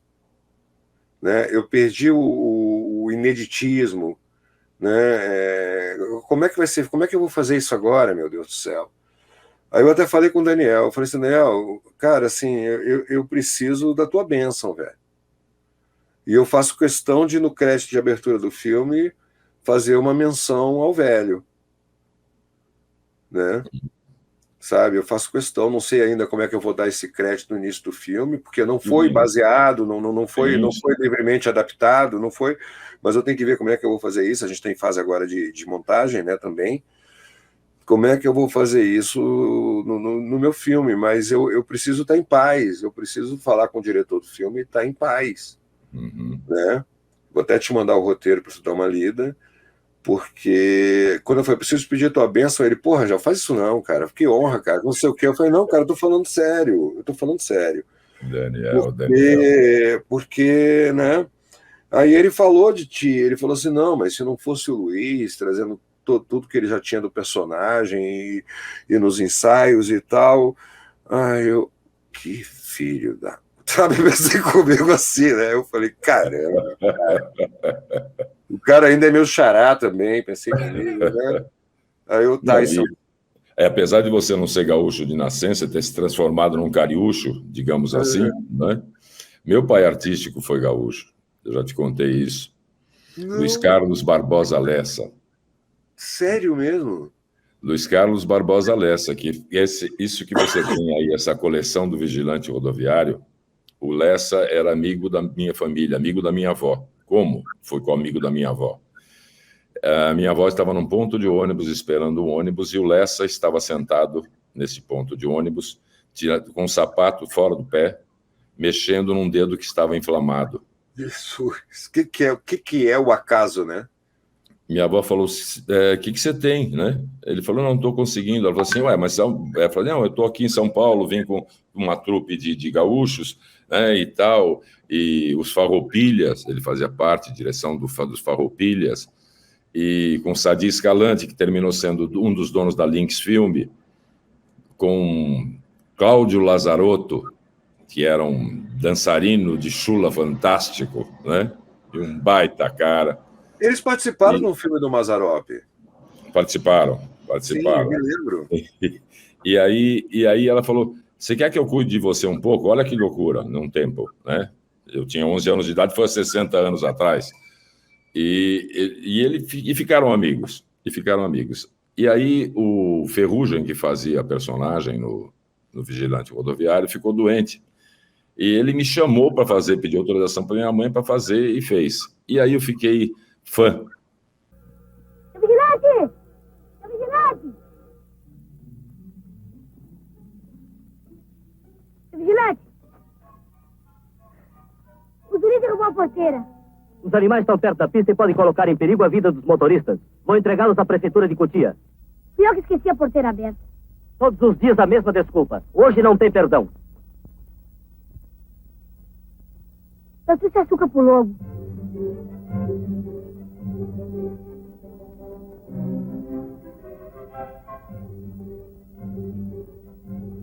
Depois você dá pra ele? Não. O lobo não pode comer açúcar. Eu vou te entregar os animais. Mas só desta vez, ouviu? Pode ir. Fã do Rio Grande do Sul. Sou fã. A primeira coisa que eu fiz na televisão foi um programa do Barbosa Lessa chamado Rincão Gaúcho. Enquanto ele fazia as entrevistas, eu ficava brincando com tropa de osso na fazenda, né? E aí as músicas, aí minha mãe é professora de violão, foi professora de violão, já aposentada, com 91 anos, e as músicas todas, ai que sou mestre chula, ai que chulinha, bem, dou uma paradinha, e na missão dos 7 povos nasceu um dia Cepé, trazendo um sinal na testa, sendo a cruz de nossa fé, e daí vai para frente, vamos embora, prenda minha, né? Então, essa coisa emotiva, me arrepio inteiro, eu devo... Eu vejo que tu volta, tu tá voltando, tu volta. Cara, e essa coisa minha eu devo ao Lessa, que eu chamo de pai artístico, e que me botou nesse caminho. Eu chamo o Mossi de meu pai cinematográfico, eu falo, você é meu pai celulóico. Então, é uma coisa deliciosa, né, essa realização, né? Porque antigamente os jovens atores perguntavam para mim, como é que eu faço para trabalhar na Globo? Eu digo, compadre, eu não sei, pergunta para a Globo, eu não sei, né? Hoje, eu quero ser uma celebridade, eu quero ser ator. Eu falei, compadre, aí complicou, hein? Aí complicou mais ainda, porque... Tem um colega nosso que pensou, como é que eu faço para trabalhar em novela? Tu me perguntar isso para mim, cara? Tu tá me vendo em novela agora? Você tá me perguntando isso para mim? Então, essa nossa continuidade, aqui eu agradeço a Deus essa continuidade, vem de uma coisa que as pessoas, uma vez só um jornalista me achou prepotente, quando ele me perguntou, desde quando você é ator? Eu digo, desde que nasci. Eu exerço desde os 11 anos de idade. Ele falou, como desde que nasceu? Mas falei, compadre, gente. Né? Eu falei, compadre, eu não sei. Eu posso dizer para você que meu avô foi o primeiro diretor de teatro de Ribeirão Preto, um italiano que veio trabalhar na lavoura de café em Ribeirão Preto, numa fazenda chamada Cravinhos, que hoje é uma cidade, e que ele tinha uma mercearia, e no fundo da mercearia uma fábrica de tamanco, e era diretor de teatro em Ribeirão Preto. Então, porra, não sei, querido, não sei de onde é. Eu sei que eu não sei viver de outra forma, eu não sei fazer outra coisa. Claro, tive direção de estúdio, essas coisas todas, mas tudo. Sim. E eu não me elogiando, mas contando que uma vez na efeméride de Procópio Ferreira, eu estava namorando uma menina que era filha de um diretor do Banco Central, presidente do Banco Central. Estávamos assistindo Fantástico. Ela, a mãe, o pai e eu. Fantástico. Morreu Procópio Ferreira. E na efeméride perguntaram, mas o que é ser ator, Procópio? É saber mentir. Eu falei, ixi. Como assim, Procópio? O entrevistador. Que eu não lembro negativo, né? A princípio, quem não entendeu o que ele quer te falar, te soa como né? Ele falou, é você falar com toda a verdade do mundo, com tudo que você está sentindo. Uma frase, por exemplo, assim, diga-me, você acha justo isso? E ele falou de 6 ou 7 maneiras diferentes. Diga-me, você acha justo isso? E eu acreditei em cada fala que ele falou.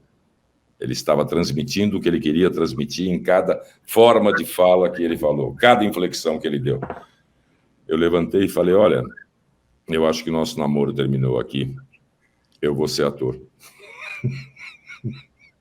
Como assim? Eu falei para seu pai e sua mãe não vão aceitar nunca que você namore com um ator. Então, na época eu estava só com o estúdio.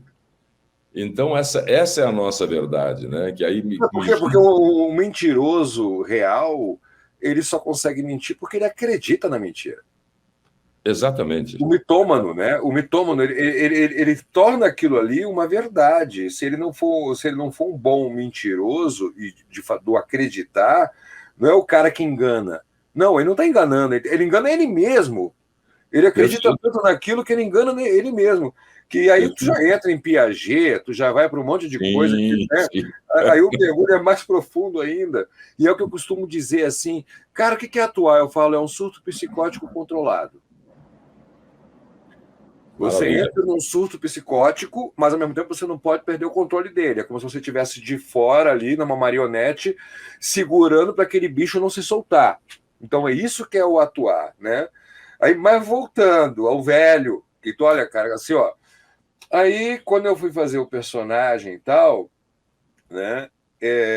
Eu entrei muito numa coisa de não... Eu me cuidei mais para não te imitar, porque tu me marcou muito com o teu personagem, e a história vai muito ao encontro, né? Em muitos pontos, de não te imitar, mas ao mesmo tempo te ter como referência o tempo inteiro. Muito obrigado, Rangel, mas eu acho que a sua experiência, que é tão próxima da minha, coisas... A experiência, Luiz, ela é muito válida, ela é importantíssima, ela é essencial, mas, ao mesmo tempo, você não pode estar sempre preso a ela, porque senão você não inova. Sim, sim. Tá? Então, eu posso levar para lá muita coisa, eu posso levar para lá muita carga, positivamente falando, mas eu preciso... eu sou de Escorpião, né, cara? Eu sou de 31 de outubro. né? Então, assim, eu preciso viver apaixonado em tudo que eu faço. Que maravilha. Eu Você sou tá de Leão. Eu sou de Leão, de agosto. Tem tudo a ver para ser ator. Tu tem mais predicados astrológicos para ser ator do que eu. Né? Eu sou escorpião com ascendente em Áries. Então, assim, eu preciso fazer tudo com muita gana, tudo com muita paixão, tudo com muita vontade. E se eu não tenho essa coisa do novo, sabe, para fazer a mesma coisa que eu fiz, não tem coisa pior para mim do que ter que refazer uma cena, porque ela deu errado tecnicamente falando. Perfeito. Né? Olha, cara, o áudio ficou ruim, a lente passou uma moto. Não, a lente estava suja e ninguém se deu conta. Enfim, cara, tem que refazer a cena. Tudo bem que tem um lado legal, que bom que a gente pode fazer de novo e corrigir alguma coisa, mas para mim isso é muito ruim, porque não é mais aquele momento daquela coisa que eu me atirei de cara. Sabe?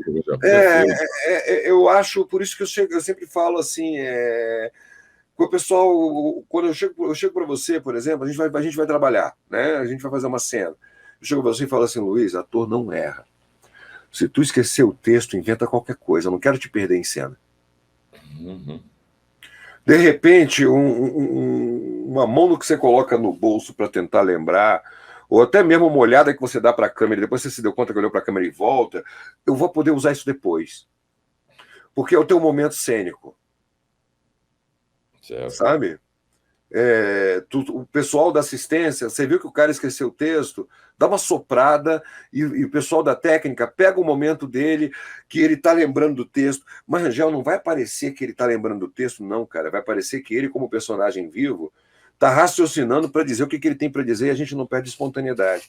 Sabe? Então, eu não gosto muito dessa coisa do corta, pô, vamos de novo. Isso em último caso, claro que acontece, né? Mas eu gosto muito de viver aquilo. E quando eu tive esse sentimento, essa mistura de a câmera está aqui, eu não posso me passar, o ator está na frente, a luz está nessa posição, cara, mas eu não quero fazer igual o Luiz, mas ao mesmo tempo, cara, o que ele fez foi incrível, sabe? E tem uma frase no Rei da TV que eu acho maravilhosa, que o Silvio fala para o personagem que seria do Boni, né? Que eles não usam o nome do Boni, eles botam outro nome, que ele diz a imitação é a forma mais honesta de homenagem. Sabe? Então, assim, eu vou, entendeu? Eu vou tentar fazer a minha proposta fazendo o personagem do personagem. Você está me entendendo? E eu te agradeço muito por isso, porque se não fosse o teu trabalho no Velho, eu ainda estaria sem atuar. Fico muito feliz de você estar atuando. Isso é uma coisa. Quero contracenar com você. Isso é uma coisa que eu queria falar para você. Eu não comentei isso ainda, por todo esse tempo todo que a gente tem conversado, né? Eu te falei, tem uma coisa sobre o pacto entre canalhas que eu vou te falar, mas eu quero te falar isso em entrevista. Eu não vou te dizer antes, que eu não quero perder esse momento. Então, assim, eu te agradeço muito a todos os mestres que eu tive e ainda tenho na minha vida, né? Desde a minha alfabetização ao cinema, aos meus professores, eu tenho um carinho imenso por todos eles, pelos colegas que eu aprendo, como o Mossi, né? Que é uma pretensão minha chamar o Mossi de colega, mas, tecnicamente falando, a gente né? Por todo esse preconceito que a gente sofre enquanto artista, né? Você é artista, tem coisa que você não pode dizer, que a pessoa que está te ouvindo e não é artista, às vezes ela acha que você é arrogante porque ela se sente diminuída. Estou falando com um grande ator, estou falando com um diretor. Não, cara, você está falando com um ser humano, meu irmão. Eu sou apenas um operário cultural, meu camarada. Eu faço um filme como quem está construindo uma casa, meu irmão. Eu sou um pedreiro. Não fala isso comigo, que me ofende. Sabe? Muitas vezes, você é um produtor, um diretor. Não, cara, eu estou ralando, meu irmãozinho. Sabe? Eu estou batendo na porta do restaurante para conseguir refeição para minha equipe, para minha técnica, cara. Eu tô pedindo. Tá entendendo? Eu estou ali dependendo de alguém me emprestar uma sala, um quarto, uma coisa para gravar uma cena. Eu estou dependendo de todos os meus colegas que estão ali. E quando eu entro em cena, Luiz, como diretor, né, e agora foi mais pesado, primeira coisa que eu penso assim, quando eu olho, eu chego no set, né, beleza, a gente faz o roteiro, prepara tudo, apronta tudo, consegue apoio, consegue, né, a galera tá todo mundo ali, todo mundo tá feliz, o pessoal tá empolgado, o pessoal que faz a maquiagem tá ali pincelando e testando, né, o cara que faz o som tá ali testando o áudio, o cara que tá tudo ali, tá todo mundo feliz ali, eu olho e falo, penso comigo, que merda que eu fiz. Eu não posso decepcionar essas pessoas. É isso. Eu tenho que respeitar toda a fé que elas estão depositando nisso. Eu tenho que entregar o que eu prometi que ia ter, ou mais, se eu puder, porque essas pessoas, elas entraram no meu sonho, elas entraram na minha viagem, elas acreditaram, cara. Eu não posso, Luiz, eu chego a me emocionar quando eu penso nisso, porque assim, eu não posso, em momento algum, ser uma fraude. Eu não posso, em momento algum, terminar isso aqui sem entregar, na pior das hipóteses, algo diferente, mas melhor do que eu tinha proposto. Entende? Então, assim, e aquela coisa, vai escalando a montanha. Cada tomada, cada dia, né? Você vai numa escalada. E quando termina, a tristeza que me toma de ter acabado... Cara, eu choro igual uma criança. É isso. Eu fico deprimido, eu choro igual uma criança. Eu tenho que fazer de novo, eu quero viver isso todo dia. Todo dia. Sabe? Porque você volta para um colegial, você volta para uma juventude, para uma vitalidade, que eu esqueço a minha idade, eu estou ali, eu sou um garoto no meio de outras crianças, e quando você fala de trabalhar com as crianças, eu sei que, eu entendo como você quer dizer isso, que naquela hora que está ali, eu não sou um homem que poderia ser pai ou avô dessas crianças, não.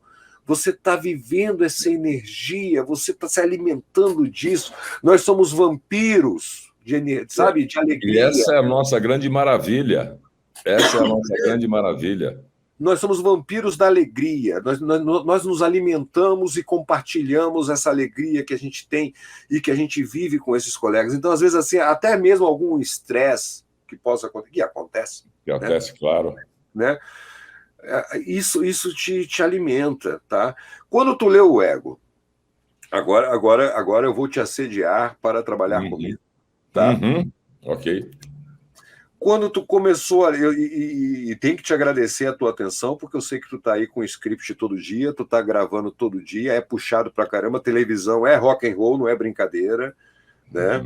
O cinema a gente dá aquele talagaço de uma semana, de 15 dias, e depois se libera. A televisão não, a televisão você vai para casa muitas vezes sem saber se a tua escala pro dia seguinte vai mudar, se vai ter que voltar para refazer alguma coisa, e enfim, né? A televisão é loucura, tempo para decorar, para tudo, né? É uma loucura. Compor para a TV, então, é outro desafio muito pior do que para o cinema. E tu, no meio desse vendaval, tu pôde parar e ler um roteiro de um longa-metragem. Né? Então, quando tu me retornou... Muito prazer. Muito prazer. Eu gostei muito. Não, eu falei, putz, cara, eu não acredito que o cara fez isso agora. Eu esperava que tu lesse, mas que tu me desse o retorno daqui a 2 meses. Né?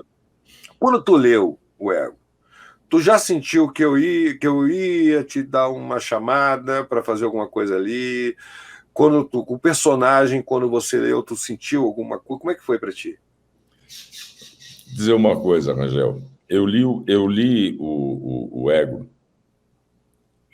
pensando num cara que me ligou e disse que tinha assistido o Velho. Eu li com muito respeito, porque a tua vontade de fazer essa nossa entrevista pelo Velho me deu a permissão de ler o teu roteiro com tranquilidade. Porque se você elogia como você elogia o Velho, como você gosta do Velho, não é só o elogio do entrevistador, você gosta do Velho, está claro isso para mim. Eu li com muito respeito e gostei muito do Ego. Gostei muito do Ego. Me deu vontade de fazer. Mas eu jamais pensei em dizer para você, eu sou participante desse filme. Então, assim, foi uma grande alegria quando você falou que eu quero que você faça. Sim. Eu quero fazer. Eu quero fazer. Gosto do roteiro, acho muito legal, acho uma coisa que incomoda também, que incomoda bastante quem está lendo ou quem vai assistir o filme. E eu quero fazer. Quero fazer, Rangel. Não, eu já tive vários, né, vários atores que eu tivesse pensado, né, pro Marcelo, né? Mas o Marcelo, cara, ele tem que ter um traço muito forte de personalidade. Entendeu? Ele é um personagem que ele tem que marcar em alguns pontos até causar medo na gente. Em outros, também causar aquela empatia, né? Eu vou te dar um exemplo, assim. Quando eu vi a prisão do Ike Batista, sei, eu me senti muito mal. O pessoal naquela sanha de justiça, não sei o quê, bem feito, canalha e tal. Mas quando eu vi o Ike Batista com a cabeça raspada, sem a peruca, algemado, com aquela camisa branca de cabeça baixa, aquilo me deu uma tristeza de ver alguém tão grande, alguém tão, sabe, tão... E em que momento algum, por mais que a gente pudesse achar uma certa arrogância ou prepotência, que ao mesmo tempo tinha uma simpatia e tinha um carisma, sabe? Ser reduzido àquilo e estar passando pelaquela situação, pelaquela queda, por aquele linchamento, aquilo me deixou muito mal. Eu não consegui sentir revolta, eu não consegui criar algum julgamento do cara, a não ser o sentimento de dó, de isolação mesmo. Pesar, né? De caramba, a gente acreditava em algo dar certo, a gente acreditava em alguma pessoa poder realmente crescer, ser um exemplo, né? Não vou entrar aqui no discurso da positividade tóxica ou não é isso, mas a gente acredita em algo, né, que tu possa dar como exemplo. Tá vendo fulano? Né? Segundo disse fulano, né? Olha para o cara que o cara fez, sabe? Para poder falar para um filho, poder falar para alguém, tu vê que aquilo ali tá abaixo de você, né? E eu vejo muito isso no Marcelo. Eu vejo muito aquele cara que às vezes a gente acha um cara arrogante, acha não, ele é, né? E ao mesmo tempo você olha e tu fala, caramba, como tu é frágil, né? Pelas suas próprias escolhas e atitudes, né? E como a gente fica e depende de quem está à nossa volta. E não se dá conta de como as pessoas que estão à nossa volta, todas elas são importantes pra caramba, né? Tu conta a história, né? Tu conta a história da tua avó. O cara tá ali, tirando, mexendo no dedão. Aquela senhora que estava ali do lado, a importância que teve na tua vida isso, uma coisa, sabe? Como a gente é importante. Então, é um roteiro que eu penso muito nisso e vamos conversar. Eu estou escrevendo ainda, tá? A personagem a esposa do Marcelo, por exemplo, ela vai ter um gancho. Aquilo que tu leu foi o primeiro tratamento, né? Eu vou dar uma trabalhada na personagem da mulher do Marcelo, vou dar ali porque eu acho que é muito importante mostrar essa relação dessa atriz que existia, mas poderia ter existido mais se não fosse ele, o que ela culpa e tal. Eu acho essa relação muito importante ser abordada, e o que eu acho mais interessante nessa proposta do filme, modéstia à parte falando, não é somente a crítica para nós, né? Nós, colegas, temos um espelho e temos uma crítica, ou até mesmo um desabafo, que ele pode também ser um desabafo, né? Sim. Até, felizmente, uma época que não existe mais tanto hoje como ela já foi um dia. Né? Eu passei por diretores no teatro, quando eu comecei a estudar, que hoje o cara iria preso. Entendeu? Hoje o cara, a técnica de preparação do cara, hoje, meu irmão, o cara sai dali algemado. Né?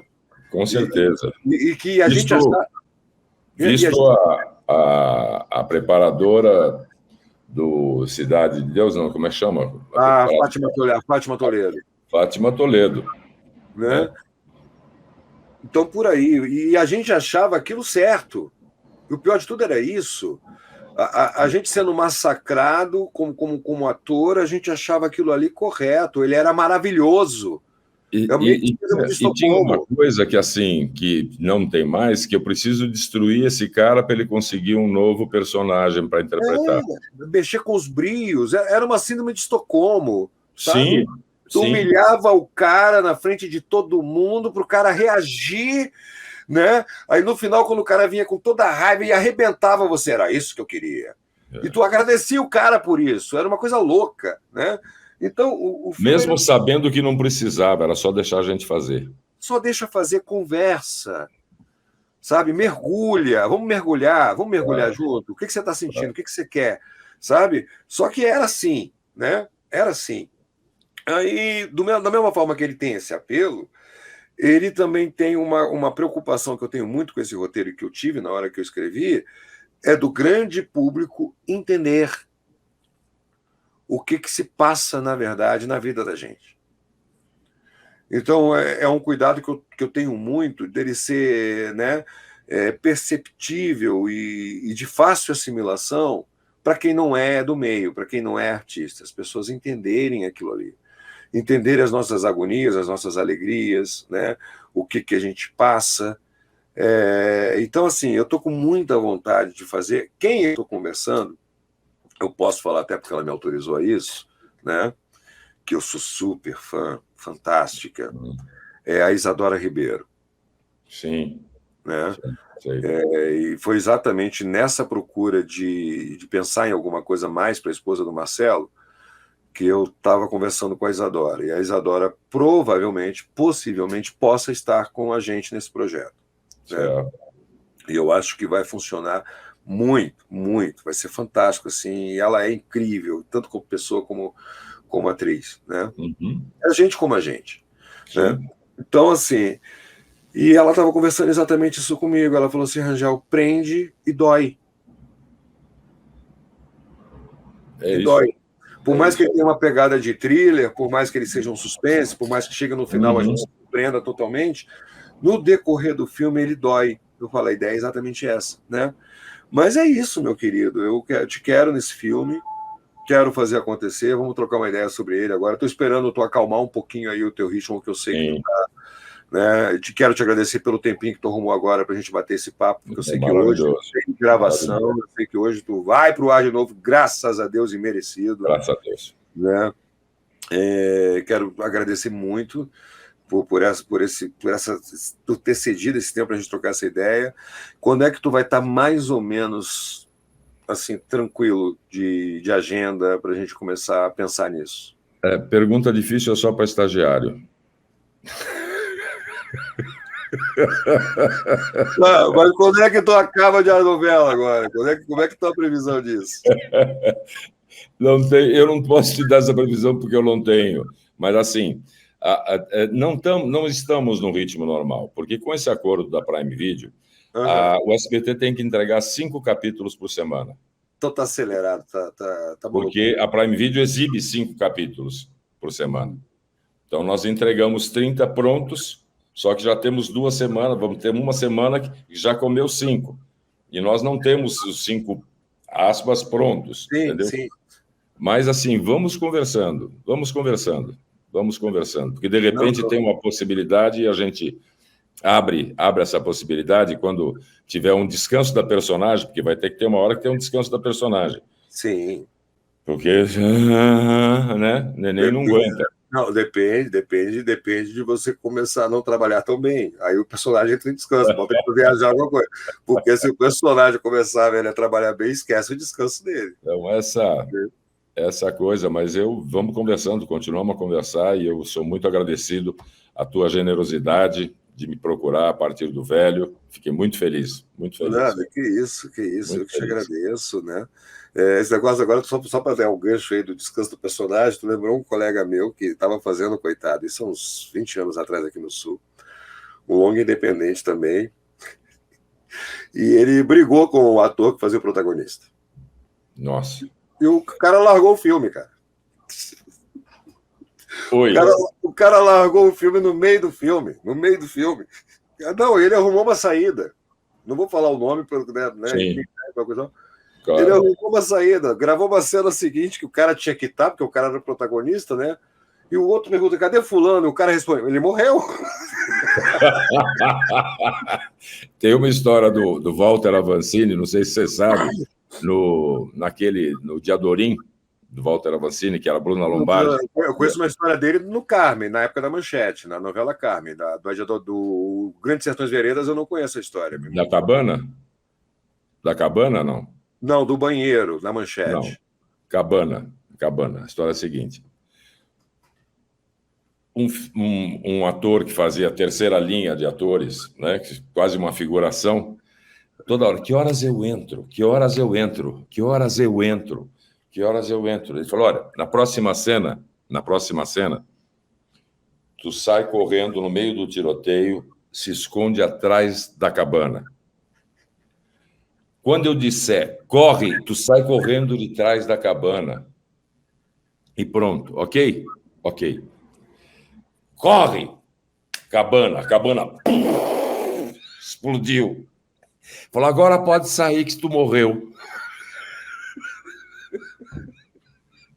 Eu já ouvi cada história do Avancini, né, rapaz? E pior que, sabe o que eu fico impressionado? É que você viu uma entrevista do Avancini, era de uma doçura incrível. Era um cara que, falando em entrevista, era de uma doçura impressionante. Quando eu comecei a saber das histórias, eu falei, não pode ser. Não pode ser. Passei bastante. Eu sei de uma história da novela Carmen na Manchete que o Zé Dumont, o Avancini teve que se trancar no banheiro porque o Zé Dumont ia matar o Avancini. É isso. Essa história eu sei, que ele pegou a faca na novela Carmen e que ele falou, eu vou te matar agora, e que o Avancini teve que se trancar no banheiro porque o Dumont perdeu completamente a cabeça com ele. Então diz que o Avancini era um cara extremamente tirânico. O que, nego? O que? Meu Deus do céu. Meu Deus do céu. Gente, mas eu vi as entrevistas, ele era tão doce. Ele era assim nas entrevistas. Quando entrava em cena, era uma coisa surreal, né? Mas faz parte dessa galera que tinha que achar que o cara tinha que arrebentar contigo para te ter resultado. Né? Exatamente. Eu não, cara. Eu sou bem tranquilo. E outra coisa que eu acabei não te dizendo, né? Tem um cara que gostou muito mais do velho, se é que eu posso dizer que gostou mais, mas que ficou impressionado, e isso que eu achei legal, pela geração, né? Que é o meu filho, que tem 18 anos de idade. A gente assistiu junto. Maravilha.